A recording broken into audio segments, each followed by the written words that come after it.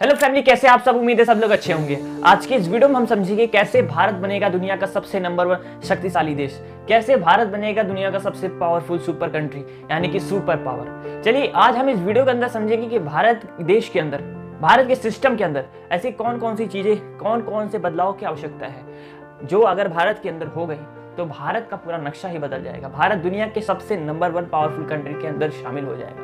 फिलहाल की अगर हम प्रेजेंट कंडीशन की बात करें तो इस समय चल रहा है यूएसए सबसे ज्यादा पावरफुल कंट्री है पूरी दुनिया के अंदर। दूसरे नंबर पे आ जाता है चाइना। तो चलिए इस वीडियो को बिना टाइम वेस्ट किए शुरू करते हैं।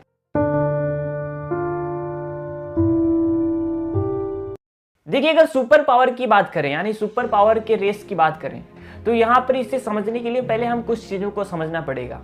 पहले तो इकोनॉमिक के बारे में पहला ये समझ लेते हैं कि इकोनॉमी कैसे सुपर पावर होने के पीछे सबसे बड़ा कारण बनता है। अगर किसी देश की इकोनॉमी बड़ी है यानी कि बहुत बड़ी है, इसका मतलब वो देश पावरफुल है भी या नहीं। इस चीज को सबसे क्लियर यहाँ पे समझ लेते हैं। देखिए, अभी की बात करें 2024 के अंदर सबसे बड़ी पूरी दुनिया की इकोनॉमी है वो है अमेरिका की यानी कि United states of America, USA. America की अगर इकोनॉमी की बात की जाए तो जीडीपी के अंदर 27 या 26 के अप्रॉक्स होती है। अलग अलग रिपोर्ट्स अलग अलग देती हैं। तो 26 ट्रिलियन डॉलर के आसपास उसकी इकोनॉमी है 2023 के अंदर। और अगर बात करें दूसरे नंबर पे आ जाता है चाइना। मैंने पिछले ही वीडियो में बताया था कि कैसे चाइना कुछ सालों के अंदर, कुछ दशकों के अंदर जहां वो भारत से भी पीछे चल रहा था और वो भारत से भी आगे आ गया और दुनिया का दूसरा सबसे बड़ी इकोनॉमी के रेस में शामिल हो गया है।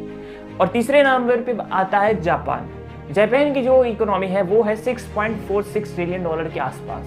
ये भी बहुत बड़ी इकोनॉमी होती है। और यहीं पे चौथे नंबर पे आता है जर्मनी, 4.2 ट्रिलियन डॉलर के आसपास इसकी इकोनॉमी है। और पांचवें नंबर पे आता है हमारा भारत, 3.4 ट्रिलियन डॉलर के आसपास आता है 2023 की रिपोर्ट के हिसाब से। तो ये हो गया इकोनॉमी के हिसाब से।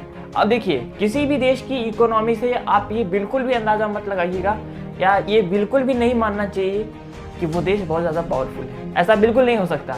कई बार किसी देश की इकोनॉमी बहुत ज्यादा होती है, लेकिन इसका मतलब ये नहीं कि वो देश सबसे ज्यादा पावरफुल है। फिर भी आप मोटा मोटा अंदाजा लगा ही सकते हैं। जैसे कि अगर अमेरिका की बात की जाए तो अमेरिका की सबसे बड़ी इकोनॉमी है, तो इसका मतलब सबसे ज्यादा पावरफुल अमेरिका। और दूसरे नंबर पे है चाइना। लेकिन अगर हम मिलिट्री की बात की जाए तो उसके अंदर भारत तीसरे नंबर पे आ जाता है, जबकि अगर इकोनॉमिक की बात की जाए तो भारत 5वें नंबर पे है। अब यहाँ पर हम समझेंगे कि जो भी देश भारत से ऊपर है यानी भारत से बड़ी इकोनॉमी है, वो अपने इकोनॉमी के अंदर, अपने देश के अंदर ऐसा कौन सा सिस्टम अपनाए हुए हैं जिससे वो इतने ज़्यादा तेज़ी से ग्रो किए हैं। और वही भारत 5वें नंबर पे है। और क्या भारत को भी उन देशों से कुछ सीखना चाहिए, भारत से भी उन देशों से कुछ सिस्टम की चीज़ों पर अपने चेंजेस करने चाहिए, अडॉप्ट करनी चाहिए। चलिए सबसे पहले बात करते हैं अमेरिका के बारे में। अमेरिका की अगर हम बात करें तो हम, जैसा कि मैंने बताया, अमेरिका की जीडीपी जो है वो 26 ट्रिलियन और 27 ट्रिलियन इसके आसपास है। अभी 2023 की बात कर रहा हूँ। और दूसरी ज़्यादा समझने वाली बात यह है कि आखिर जो अमेरिका की इकोनॉमी का सोर्स क्या है, अमेरिका की इनकम का सोर्स क्या है। अमेरिका बहुत ज़्यादा निर्भर है सर्विसेज पे, यानी कि वो बहुत ज़्यादा ट्रांसपोर्टेशन, कम्युनिकेशन, टेलीकम्युनिकेशन, इस तरीके की चीज़ें पे ज़्यादा उसकी इकोनॉमी का जो सोर्स है यानी पैसे का सोर्स जो है वो सर्विसेज है। इसके साथ साथ मैन्युफैक्चरिंग भी उसका सोर्स है और लास्ट में आ जाता है एग्रीकल्चर। तो ये 3 मुख्य सोर्स है। और अगर हम बात करें अमेरिका की स्ट्रेंथ की यानी कि अमेरिका की मुख्य विशेषता की, तो अमेरिका की मुख्य विशेषता है एडवांस टेक्नोलॉजी और इनोवेशन। और इसके साथ साथ 34 करोड़ की आबादी, 34 करोड़ की आबादी वाला देश है। इसके साथ साथ एडवांस टेक्नोलॉजी और इनोवेशन पे इतना ज़्यादा काम हो रहा है। तो इस तरीके से 34 करोड़ की आबादी के साथ एडवांस टेक्नोलॉजी और इनोवेशन पे काम करने वाला देश कैसे पीछे हो सकता है। तो यही चीज़ें अमेरिका को सबसे नंबर 1 बनाती है। पॉपुलेशन भी बहुत ज़्यादा है और जो इसकी स्ट्रेंथ है, जो फोकस है, वो भी बहुत ही अच्छे जगह किया गया है, यानी कि एडवांस टेक्नोलॉजी पे और इनोवेशन पे काम कर रहे हैं। अब दूसरे नंबर पे हम बात करते हैं चाइना के बारे में। चाइना की जीडीपी है वो लगभग 2023 के रिपोर्ट के हिसाब से 17 ट्रिलियन डॉलर के आसपास है। और इसी के साथ साथ अगर हम इसके इकोनॉमिक्स का सोर्स की बात करें तो चाइना की जो इकोनॉमी का सोर्स है वो ज़्यादा मैन्युफैक्चरिंग है। चाइना के अंदर रॉ मटेरियल तो है ही, भारत के अंदर भी रॉ मटेरियल है, लेकिन चाइना के अंदर मैन्युफैक्चरिंग हब है। दुनिया का सबसे बड़ा मैन्युफैक्चरिंग हब चाइना के अंदर है। चाइना ज़्यादा अपना जोर देता है मैन्युफैक्चरिंग के ऊपर। आपने अक्सर देखा होगा हमारे भारत की मार्केट के अंदर बहुत सारे जो प्रोडक्ट्स होते हैं जिसे हम कहते हैं लोकल प्रोडक्ट, ये लोकल आइटम है, लोकल प्रोडक्ट है, वो ज़्यादा चाइनीज़ होते हैं। यानी कि चाइनीज़ जो प्रोडक्ट हैं वो पूरी दुनिया में ज़्यादा फैले हुए हैं। मैन्युफैक्चरिंग ज़्यादा है तो बहुत ज़्यादा एक्सपोर्ट होता है। और इनका जो की स्ट्रेंथ है चाइना का, जो मुख्य विशेषता है चाइना का, वो है एक्सपोर्ट ओरिएंटेड इकोनॉमी। यानी ये लोग अपने इंपोर्ट से ज़्यादा एक्सपोर्ट करने के लिए जाने जाते हैं। पूरे दुनिया के अंदर अगर नंबर 1 एक्सपोर्ट का बात की जाए तो वो चाइना माना जाता है। बहुत ही तेज़ी से एक्सपोर्ट करने वाला ये देश बन गया है। पिछले कुछ दशकों में चाइना की इतनी ज़्यादा तेज़ी से ग्रोथ की वजह भी यही एक्सपोर्ट ओरिएंटेड इकोनॉमी है इसकी यही विचार, जो यही तरीका, यही सिस्टम के अंदर बदलाव ही चाइना को दूसरे सबसे बड़ी इकोनॉमी बना दिया है इस समय। अब हम बात करते हैं दुनिया की तीसरी सबसे बड़ी इकोनॉमी जापान के बारे में। छोटा सा देश, इसकी जीडीपी की अगर हम बात करेंगे 6.46 ट्रिलियन डॉलर के आसपास है। भारत से भी लगभग 2.5 गुना ज़्यादा है। अब समझते हैं कि जो जापान की इकोनॉमी का सोर्स क्या है। जापान के अंदर तो एग्रीकल्चर की कोई सोर्स ही नहीं है। इतना सा देश एग्रीकल्चर कहाँ पे करेंगे। उनका सबसे बड़ा सोर्स है वो है टेक्नोलॉजी इनोवेशन पे। जो नए नए टेक्नोलॉजी प्रोडक्ट्स होते हैं, ऑटोमोबाइल्स पे, इलेक्ट्रॉनिक्स पे। हमारे भारत के अंदर भी आपने बहुत सारे ऐसे बड़े बड़े, अगर मैं ब्रांड्स बताऊं जो भी आपके दिमाग में होंगे, उनमें से जो 5-10 बड़े नाम होंगे ना, वो भी जापान की कंपनीज हैं, सारे जापान की। तो जापान का जो सबसे ज़्यादा मुख्य इनकम का सोर्स है वो है हाई टेक्नोलॉजी प्रोडक्ट्स, इसके साथ साथ ऑटोमोबाइल और इलेक्ट्रॉनिक आइटम्स, इन सब पे जोर दिया है। और जो की स्ट्रेंथ है ये भी इसका इनोवेशन पे ही ज़्यादा है। हाई क्वालिटी प्रोडक्ट और इसके साथ साथ इनोवेशन पे ध्यान दिया गया है। यानी आप किसी चीज़ में अगर आपके पास, ये बिल्कुल भी गलत बात है अगर कोई कहेंगे कि किसी भी देश का अगर एरिया छोटा है, ऐसा बिल्कुल नहीं है कि अगर किसी देश का एरिया छोटा है तो वो देश कमज़ोर है। ये जापान ने प्रूफ करके दिखा दिया है। छोटा सा देश लेकिन इतनी बड़ी इकोनॉमी, तो ये सबसे ज़्यादा उसकी विशेषता है। तो इनोवेशन पे उन्होंने ध्यान दिया है। इसके साथ साथ उन्होंने ध्यान दिया है हाई क्वालिटी प्रोडक्ट्स देने की, यानी कि उनके क्वालिटी का जो प्रोडक्ट है, जो जापान की जो कंपनीज के प्रोडक्ट्स होते हैं, जापानीज कंपनी के जो प्रोडक्ट्स होते हैं, उसका कंपेयर किसी भी दूसरे कंपनी से नहीं किया जा सकता। बहुत ही हाई क्वालिटी प्रोडक्ट और उनकी टेक्नोलॉजी का भी कंपेरिजन कहीं नहीं किया जा सकता। इसी के साथ साथ चौथे सबसे बड़ी इकोनॉमी की बात कर लेते हैं, वो है जर्मनी। जर्मनी की जीडीपी की बात करें तो 4.2 ट्रिलियन डॉलर के आसपास है। जर्मनी की अगर इकोनॉमी का सोर्स कहेंगे तो जर्मनी का जो इकोनॉमी का सोर्स है वो भी है इंडस्ट्री बेस्ड। मतलब वहाँ जो जर्मनी का इंफ्रास्ट्रक्चर है वो बहुत ज़्यादा ही अच्छा है। जर्मनी की गवर्नमेंट ने वहाँ के इंडस्ट्रीज़, वहाँ के इंफ्रास्ट्रक्चर पे बहुत ज़्यादा काम किया, जिस वजह से उन लोगों का मैन्युफैक्चरिंग बहुत अच्छा है। यानी सेकेंडरी सेक्टर मैन्युफैक्चरिंग उनका बहुत अच्छा है पूरी दुनिया की। इसी के लिए दुनिया के अगर हम बड़ी बड़ी कार कंपनीज़ की बात करते हैं तो वहाँ पे नाम आता है जर्मनी की कंपनीज़ की, जर्मनी के देश की कंपनीज़ की। जैसे कि BMW सबसे बड़ी कंपनी, एक ऑटोमोबाइल कंपनी, दुनिया के हर एक देश के अंदर उसकी गाड़ी बिकती है। इसी तरीके से बहुत सारी ऐसे आप बड़े बड़े गाड़ी के जो ब्रांड सुने होंगे, उनमें से ज़्यादा यूरोप की ज़्यादा जो कंपनीज़ हैं ऑटोमोबाइल कंपनी, वो जर्मनी की है। तो जर्मनी के अंदर क्योंकि इंडस्ट्रीज़ बहुत है, वहाँ की गवर्नमेंट ने इंफ्रास्ट्रक्चर पर बहुत अच्छा ध्यान दिया है, तो इस वजह से जर्मनी चौथे नंबर की सबसे बड़ी इकोनॉमी बन जाती है। इनका जो की स्ट्रेंथ है वो भी एक्सपोर्ट ओरिएंटेड ग्रोथ है। ये भी चाइना की तरह ये लोग भी एक्सपोर्ट की तरफ बहुत अच्छे से ध्यान देते हैं, क्योंकि इनके अंदर की मैन्युफैक्चरिंग पावर बहुत अच्छी है। जिस भी देश की मैन्युफैक्चरिंग पावर अच्छी होगी उस देश का एक्सपोर्ट बहुत अच्छा होगा और इस वजह से उसकी इकोनॉमी बहुत ज़्यादा अच्छी है। अब हम बात कर लेते हैं 5वें नंबर पे भारत के बारे में। भारत दुनिया का 5वां सबसे बड़ा इकोनॉमी है और अगर हम बात करें भारत की जीडीपी के बारे में तो भारत की जीडीपी लगभग 3.4 ट्रिलियन डॉलर के आसपास है। और भारत के अगर इनकम का, इकोनॉमी के सोर्स की बात की जाए तो भारत की इकोनॉमी का सोर्स है वो है सर्विसेज, एग्रीकल्चर और इसके बाद आईटी वगैरह, यानी मैन्युफैक्चरिंग वगैरह, आईटीज कंपनीज वगैरह। इस तरीके से सबसे ज़्यादा भारत भी सर्विसेज पे डिपेंड है। भारत के अंदर सबसे ज़्यादा पैसा सर्विसेज से आता है, इसके बाद एग्रीकल्चर से आता है, यानी कि सेकंड नंबर पे एग्रीकल्चर आ जाता है। और एग्रीकल्चर एक बहुत बड़ा मुद्दा है हमारे देश के अंदर। हमारे देश के अंदर इतना ज़्यादा पोटेंशियल है एग्रीकल्चर का, इतना ज़्यादा क्षेत्र है, इतनी ज़्यादा आबादी है, लेकिन किसान, क्योंकि किसान की स्थिति अच्छी नहीं है, इस वजह से हमारा देश 5वें नंबर का इकोनॉमी आ रहा है। केवल यहाँ पे एग्रीकल्चर जो पीछे, एग्रीकल्चर के सेक्टर में लोग पीछे चल रहे हैं, वरना हम भारत दुनिया का नंबर 1 इकोनॉमी तो ऐसे ही बन जाएगा अगर हमारे देश का इकोनॉमी, हमारे देश का एग्रीकल्चर का सुधर जाएगा।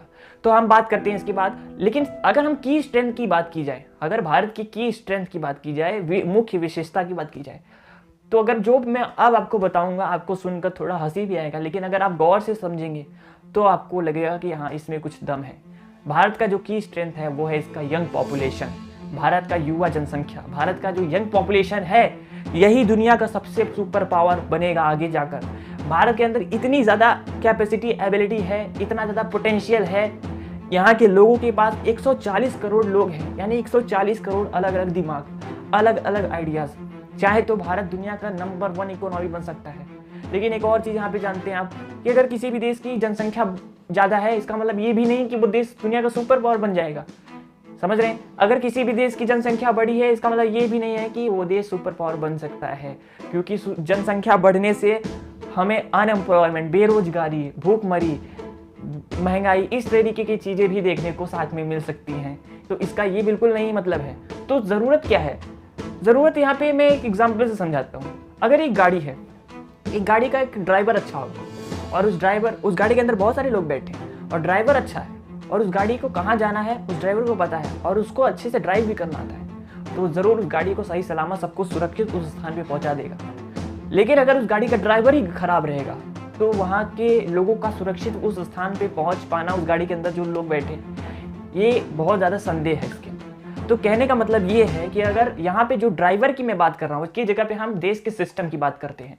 देश का अगर सिस्टम अच्छा रहेगा तो लोगों को, देश के लोगों को एक अच्छे ब्राइट फ्यूचर की तरफ लेकर जाएगा। कुल मिलाकर बात यह है कि जो देश का सिस्टम होता है ये तय करता है कि देश की जनता का फ्यूचर क्या होगा। अब हमारे भारत देश के अंदर बहुत ज़्यादा ज़रूरत है सिस्टम को सुधारने की। ऐसे बहुत ज़्यादा सेक्टर्स हैं, बहुत तरह तरीके की चीज़ें हैं जहाँ पे हमें सुधार की बहुत ज़रूरत है। हमें एक नई तरीके की इकोनॉमिक रणनीति को अपनाना पड़ेगा, नई तरीके के रूल्स रेगुलेशंस लाने पड़ेंगे और जो बैरियर्स हैं हमारे देश के अंदर बिजनेस को चलाने के लेकर, वो भी बहुत ज़्यादा चाइना की तरह कम करने पड़ेंगे और ऐसे कई चीज़ें अपनानी पड़ेंगी, नीतियाँ अपनानी पड़ेंगी जिससे हमारे देश के अंदर बहुत ही तेज़ी से इकोनॉमी का ग्रोथ हो। इसके अंदर सिस्टम के अंदर ज़रूरत है चेंजेस करने की। अब यहाँ पर मैं मेरे हिसाब से बताऊँगा कि भारत देश के सिस्टम के अंदर ऐसी 5 चीजें जो जरूरत है, जिसमें बदलाव करने हैं, जिसमें कुछ सुधार करने हैं, जिसमें से सबसे पहला है वो है एजुकेशन। किसी भी देश के उज्जवल भविष्य में सबसे बड़ा योगदान होता है उस देश का शिक्षा, एजुकेशन सिस्टम। उस देश का एजुकेशन सिस्टम कैसा है, उस देश का शिक्षा नीति कैसी है, लोगों को कैसे शिक्षा दिया जाता है, वहाँ पे एजुकेशन देने का तरीका क्या है लोगों का। आपने वो पिक्चर देखा होगा 3 इडियट्स। वैसे ये कोई प्रमोशन वीडियो नहीं है, मैं किसी भी तरीके से प्रमोट नहीं कर रहा हूँ, लेकिन यहाँ पे आप उस फिल्म से बहुत चीज़ें सीख सकते हैं। 3 इडियट में जिस तरीके से बताया था आमिर खान ने कि हमारे देश के अंदर लोगों को वेल ट्रेंड किया जाता है, वेल एजुकेटेड नहीं किया जाता है। तो हमारे देश के अंदर ये ज़रूरत है कि लोगों को वेल ट्रेंड ना करें, वेल एजुकेटेड करें। और हमारे देश में लोगों को वेल ट्रेंड किया जा रहा है आजकल। हमारे देश में लोग केवल मार्क्स को लेकर भाग रहे हैं, वो भी बिना कुछ सोचे कि उन्हें क्या बनना है ज़िंदगी में। लोग दूसरों को देखकर ये सोचते हैं कि मुझे ऐसा, ये भी मुझे करना है, लेकिन वो खुद से कभी नहीं पूछते हैं कि उन्हें क्या करना है, उन्हें क्या विचार, उनका मन क्या कर रहा है, इस चीज़ को करना है या नहीं करना है, इस एग्ज़ाम को क्रैक करना है या नहीं करना है, क्यों करना है इस एग्ज़ाम को क्रैक। वो खुद से कभी नहीं पूछते हैं। हमारे देश के अंदर सबसे पहली समस्या तो एजुकेशन की ही है कि सबसे पहले तो हमको ये अवेयर कराना है लोगों को कि पहले तो अपने लाइफ का एक पर्पस समझो, लाइफ का मकसद समझो और लाइफ के डिसीजन खुद लेना सीखो। खुद से पूछो कि तुम्हें क्या करना है। आजकल लोग मैं देख रहा हूँ जेईई क्रैक कर रहे हैं, कोई नीट क्रैक कर रहा है, और वो भी खुद से नहीं, दूसरों का देख करके। क्यों कर रहे हो ऐसा? कुछ सीटें हैं लेकिन उसमें एप्लीकेशन डाल देंगे लाखों लोग कि हमको भी इसमें एडमिशन मिल जाएंगे, एंट्रेंस एग्जाम देने बैठ जाएंगे लाखों लोग, है सीटें कुछ चुनिंदा, तो बाकी लोग क्या करेंगे। तो कहने का मतलब है, आप ऐसा नहीं है ये सब अच्छी चीज़ें नहीं है, बिल्कुल बढ़िया चीज़ें हैं, सबको करनी चाहिए, सबको इस एग्जाम को क्रैक करना चाहिए, लेकिन वही क्रैक करे जिसके अंदर, जिसका रुचि उसके अंदर है। ऐसा नहीं है कि जिसका इंटरेस्ट भी नहीं है वो केवल उस एग्जाम के क्रैक करने के बाद, जो नौकरी मिलने के बाद, जॉब मिलने के बाद जो सैलरी आएगी, अगर वो सैलरी को देखकर, उस नंबर को देखकर अगर आप इस एग्जाम को क्रैक करने के लिए बैठे हैं, ये सबसे बड़ी गलती है आपकी जिंदगी। तो हमारे देश में एजुकेशन पे ध्यान देना बहुत ज़्यादा आवश्यक है। एजुकेशन को लेकर तो इस सेपरेट वीडियो बनाना पड़ेगा, इसके अंदर बहुत सारी चीज़ें बतानी पड़ेगी कि कहाँ कहाँ पे क्या क्या गलती है हमारे देश के अंदर। अब दूसरी जो इंपॉर्टेंट चीज़ है जो हमारे देश के अंदर, हमारे देश के सिस्टम के अंदर बदलाव करने की ज़रूरत है, वो है हमारे देश का इंफ्रास्ट्रक्चर। अगर हमारे देश में जर्मनी जैसा इंफ्रास्ट्रक्चर हो जाए, चाइना जैसा इंफ्रास्ट्रक्चर खड़ा हो जाए, तो हमारे देश के भी अंदर मैन्युफैक्चरिंग बहुत तेज़ी से बढ़ेगी, जिसकी वजह से हमारे देश का एक्सपोर्ट बढ़ेगा और इकोनॉमी हमारी देश की बढ़नी शुरू हो जाएगी। जो लोग कहते हैं ना एम्प्लॉयमेंट, रोजगार, हमारे देश में बेरोजगारी का समस्या क्यों है? क्योंकि हमारे देश के अंदर रोजगार ही नहीं है, हमारे देश के अंदर जॉब्स ही नहीं है। जॉब्स क्यों नहीं है? क्योंकि यहाँ पे इंडस्ट्रीज नहीं है, फैक्ट्रीज नहीं है, जिसकी वजह से अगर फैक्ट्रीज खड़ी हो जाए, इंडस्ट्रीज खड़ी हो जाए, तो जॉब्स अपने आप क्रिएट हो जाएंगी। फैक्ट्रीज खड़ी होंगी, कंपनीज बनेंगी, तो जॉब्स अपॉर्चुनिटीज़ अपने आप आएंगी।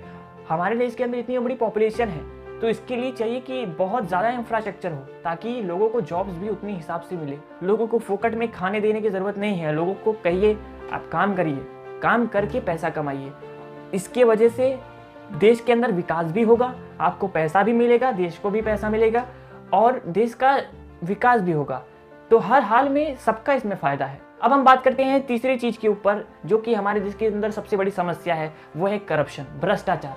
हमारे देश के अंदर ऐसी बहुत सारी कारण है जिसकी वजह से भ्रष्टाचार होता है, और सारी जड़ जो है वो है सिस्टम के अंदर कहीं खराबी है, कहीं ना कहीं खराबी है सिस्टम के अंदर। अगर करप्शन हो रहा है तो क्यों हो रहा है? क्या आपने कभी सोचा कि अगर करप्शन हो रहा है तो क्या ये लोग कर रहे हैं?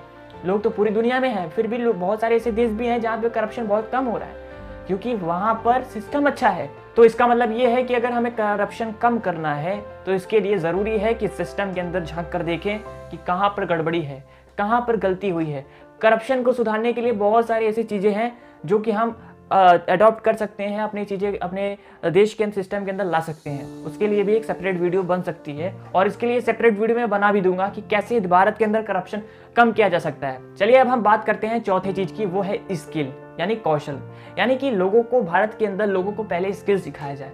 ऐसा नहीं कि केवल किसी के पास डिग्री का महत्व हो, बस लोग डिग्री के पीछे भागें। डिग्री के पीछे भाग कर कुछ नहीं मिलेगा, क्योंकि अगर आपके अंदर स्किल नहीं होगा, कुछ आपके अंदर टैलेंट नहीं होगा, तो आपका कोई भी वैल्यू नहीं है। तो इसका मतलब ये है कि अगर लोगों को ये बताया जाए कि डिग्री ज़रूरी नहीं है, डिग्री से आपके अंदर का टैलेंट नहीं दिखेगा। डिग्री कोई ऐसा चीज़ नहीं है कि जो आपको ये शो करेगा कि आपके अंदर कितनी एबिलिटी है, क्या आपकी वैल्यू है। आपकी वैल्यू दिखेगी आपके टैलेंट से, आपके स्किल से। तो ज़रूरी ये है कि लोगों को सिखाया जाए कि डिग्री लेने से अच्छा है आप कोई अच्छा स्किल सीखे, कोई अच्छा टैलेंट सीखे, कोई अच्छी टैलेंट अगर आपके अंदर है वो शो करें। और अगर नहीं है तो जो हम बाहर से कोई चीज़ें सीखते हैं उसे हम स्किल कहते हैं, जो चीज़ें हम सीखते हैं उसे हम स्किल कहते हैं, और जो पैदा होकर लेकर आते हैं वो तो टैलेंट है। तो अगर आपके अंदर स्किल नहीं है तो स्किल सीख लीजिए, और वही सबसे ज़्यादा आपकी ज़िंदगी में वैल्यू ऐड करेगी। तो देश के अंदर ज़रूरत है हमारी स्किल की, न कि देश के लोगों को बस डिग्री लेने के लिए बस पागल हुए हैं सब लोग। चलिए पांचवें चीज़ें की बात करते हैं। पांचवें जो हमारे देश के सिस्टम के अंदर ज़रूरत है बदलाव करने की, सुधार करने की, वो है सोशल अवेयरनेस, सामाजिक जागरूकता। हमारे देश के अंदर सामाजिक जागरूकता है ही नहीं।